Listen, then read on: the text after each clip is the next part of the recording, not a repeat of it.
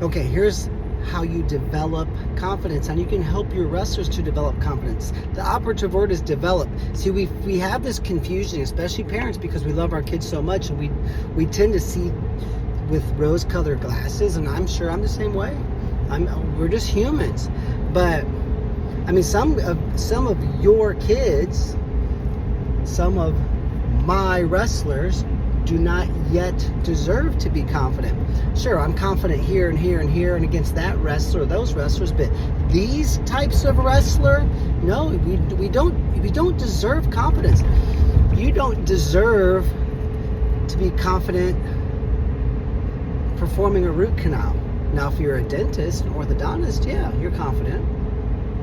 You don't deserve to be able to do a level 10 gymnastics routine. You have not earned that.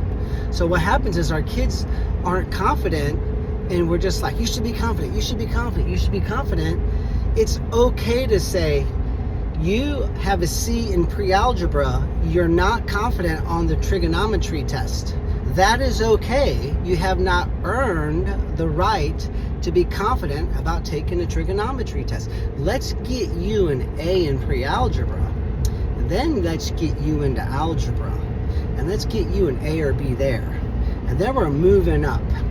And it's okay to go to big national tournaments, possibly when you're not ready, because, you know, sometimes it's just good to see what's out there.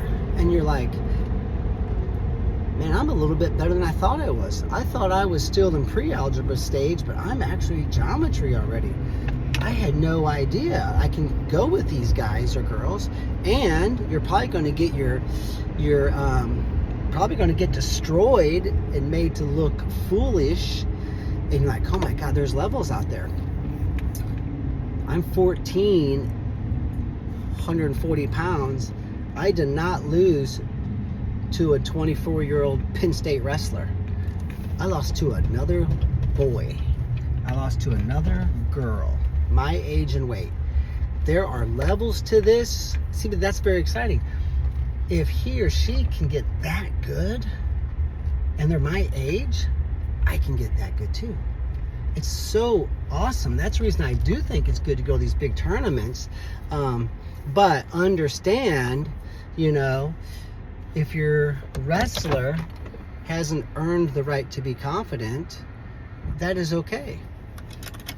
So you do want to develop confidence. You know, confidence comes from your level of competency, you know. And so the best way to do that is, number one, get a whole lot of live wrestling. Number two, get a lot of different workout partners so you can gauge yourself, because, you know, wrestling isn't all doing moves. A lot of it has to do with feel and instincts, right? So a lot of live wrestling. Master the best 2 to 3 ways to score from the very common positions in wrestling. And if you can wrestle in the off season, some or a lot, that's going to help tremendously. You know, these guys and girls, some of them, they're really putting a lot of time in, and, you know, until you can put that kind of time in, it's going to be difficult to compete against them. But see, that's okay.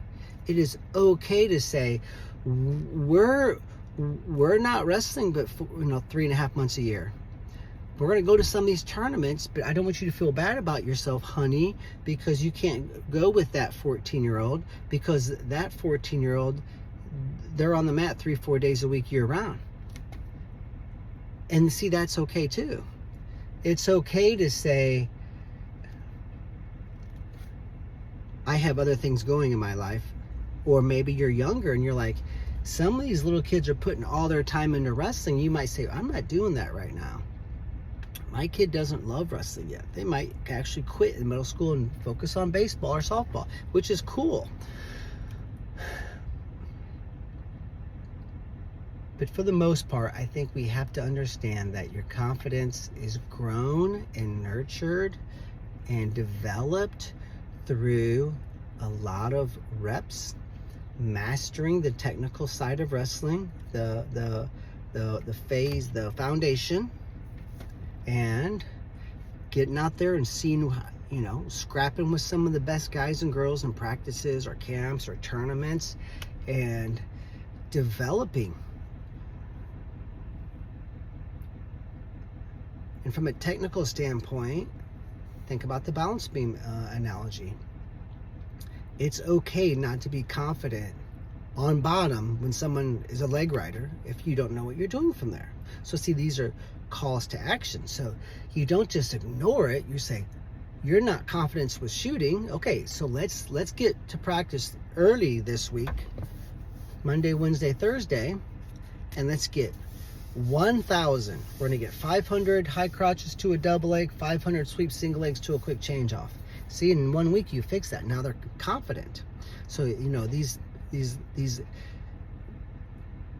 moments of being not confident, if you kind of narrow it down and say, where are you not confident? I'm not confident on bottom. Well, let's fix it.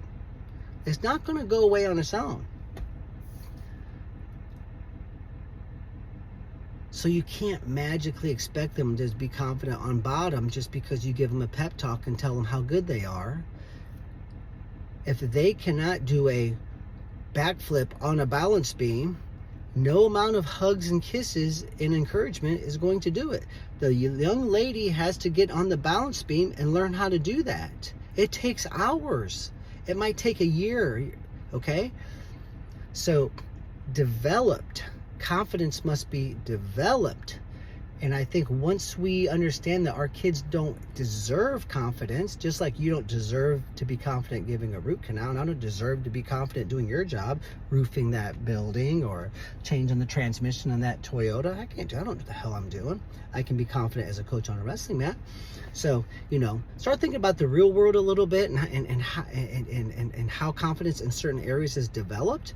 And I think you're going to find that, you know, it can very much be a call to action. It can be very much be a wonderful thing to say, I'm nervous on bottom, I'm not confident on bottom. Okay, well, let's spend some time there.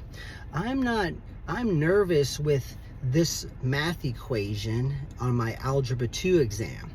Okay, what about the study guide? I'm good with all of it, but these three. Well, let's spend some time on those three, and you're probably going to find that by the time the test comes, if you spend 2 or 3 days, an hour a day, you're like, now I am confident. So it's nothing that we can cover up just by hugs and kisses and pep talks from the teacher. She's like, yeah, go do some reps, get it done. So think about developing confidence and not, and the fact that your kids don't deserve to be confident just because you want them to, because it just doesn't work that way.